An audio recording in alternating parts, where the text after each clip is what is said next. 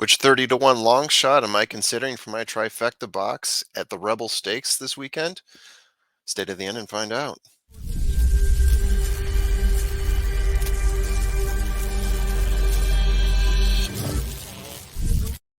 Hi, everyone. It's Formula here with Trust the Profits, and I'm going to give you my full field rundown for the Rebel Stakes 2023 coming up this weekend. But first, just a quick announcement. We sell our tip sheets. You can get them through YouTube.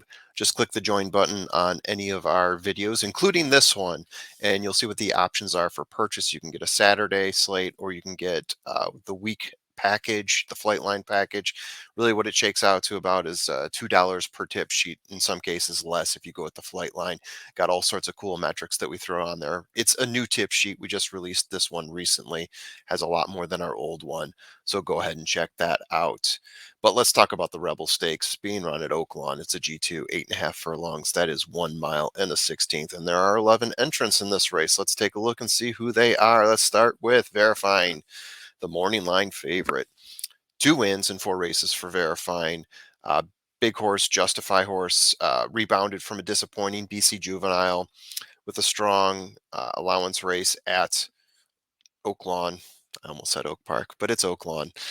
Going 1 mile, winning by 5 1/4 lengths over Gun Pilot, another horse that's in this race. Stalking, closing hard in that race, looking stronger than we've seen him before. Previous to that, obviously, the BC Juvenile finished in sixth place, 12 lengths back, so wasn't even part of the second pack in that race, well behind Cave Rock and Forte. I have a hard time with Verifying because I really was all about this horse early on after the BC Juvenile. It's been hard to get that taste out of my mouth. This is the morning line favorite, though. He's got the one hole, very strong horse. It's going to be tough to justify beating Verifying. And I didn't realize I made a joke there, but I did. Powerful. 4 races, 2 wins, recently winner of the 6 furlong Ed Brown Stakes, winning by 1 length over Mr. Bob and Frosted Departure, who's also in this race. That was back in November. 11th place at the Breeders, Futurity, not handling the 8.5 furlongs well. I don't like that about Powerful, which is why I am not really high on him for this race.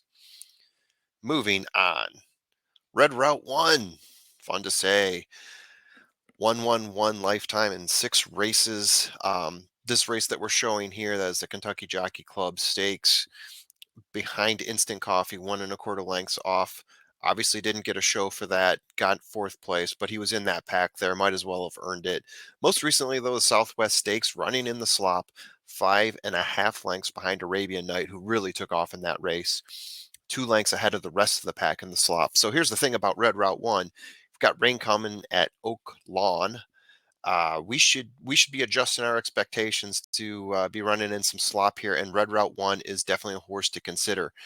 He's done pretty well for himself so far. I think there's definitely some high consideration for the Asmussen horse here, Red Route 1.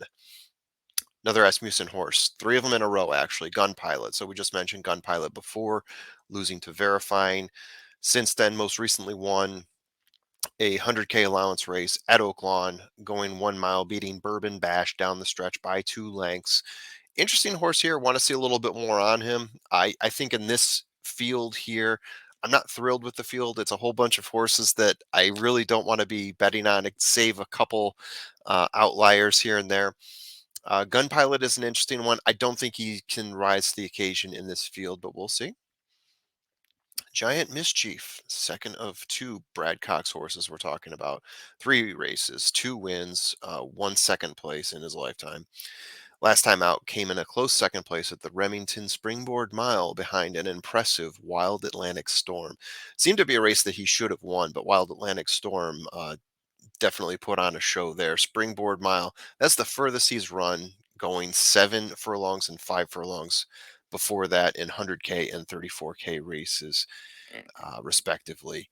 This is another horse here where I feel like there's a few horses that we've seen more tape on. We've seen them go the distance of 8.5 furlongs, that extra half furlong, that extra turn can throw off some horses. And that's why I'm a little bit, not to say sour on Giant Mischief, just not as high on Giant Mischief. I'm sure a lot of people will have him in their box, though, because he's drawn a pretty favorable morning line here. Moving on, Reincarnate. Reincarnate. Reincarnate. 2 wins, 3 second places in 5 races. Pretty impressive. Last two races were wins. Won the Sham Stakes going 1 mile, winning by a neck over Newgate, and then broke his maiden going a mile, winning by 3/4 of a length there. Previous had three second place finishes. This is a horse that runs in California. Three races, three maiden races, Santa Anita, Del Mar. Coming in second place, very close in all those. Reincarnate switched over from Baffert to Yakteen recently, as many of you probably saw in the news. Likely pace setter I'm setting here for Reincarnate, a horse that likes to come out of the gates fast and hard. Speaking of which, next to him is going to be Confidence Game. This is another horse I think is going to be challenging for the pace. I could see the two of them burning each other out. We'll talk more about that at the end here. Confidence Game so far, 2-1-2. Most recently came in third at the Lecomte G3 race, going 8.5 furlongs, finishing 7 3/4 lengths behind Instant Coffee. Again, another muddy race that we have to judge what could be a muddy race here at Oak Lawn. Had a win previous to that at Churchill, a 100K allowance race over Rocket Can, winner of the Holy Bull. So done some pretty impressive things so far. And again, this is a horse that I think is going to challenge for the pace, right next to Reincarnate. Could be an interesting one here. Could be interesting. Talladega's next up. Not going to crack a smile here on that. Broke his maiden on the fourth attempt, maiden special weight field at Oak Lawn, going 8.5 furlongs, winning by half a length over King Russell. Previous to that, though, really struggled to break his maiden. Had a couple races, just didn't even look like he was part of the field. So not really holding my breath on Talladega, not my long shot. Event detail, 1-1-0 in three races, lifetime. A horse that's been racing a lot at Turfway Park, a 70K 1 mile race, won that by 2 3/4. Most recent race, holding the lead for most of the race there. Previous to that, lost a similar race, a 1 mile race at Turfway. Lost a witness by 1 3/4 lengths there. Turfway horse, bit of a long shot, getting 30-1, but looked impressive last race. Bourbon Bash. 8 races already for Bourbon Bash. One win in those races.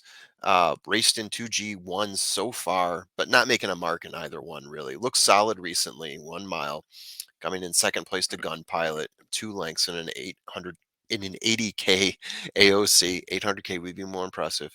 General concerns over distance, though, and class. It seems like when he has run at anything around a mile or 8.5 furlongs. Hasn't looked really as impressive, has fallen back quite a bit, not placing a lot of stock in Bourbon Bash. And then there's Frosted Departure, 10 races already for Frosted Departure. Um, McPeak horse, one of the two most experienced horses in this race. Last out, third place at the Southwest Stakes, 7.5 back of Arabian Night, drop back down the straightaway, losing by 5 lengths. Um, Previous to that, I mean, you can see his record there. He hasn't looked exactly impressive. So Frosted Departure, not exactly making my list, not making my cut. But what do we have here? First strategy. I tried to talk myself out of verifying a number of times. I've looked at the field. I think what's going to happen here is Reincarnate and Confidence Game are going to get into a battle out front. They're going to be setting the pace, maybe a blistering pace. We'll see what happens with that slop.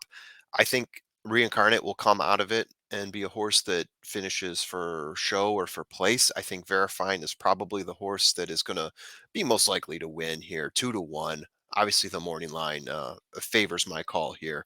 If you're going to play a value play, though, I really like Red Route 1 here. Has already shown that he can run in the mud already. Um, I think that's a pretty strong play there at 10-1. So if you're looking for a value play, that's the one.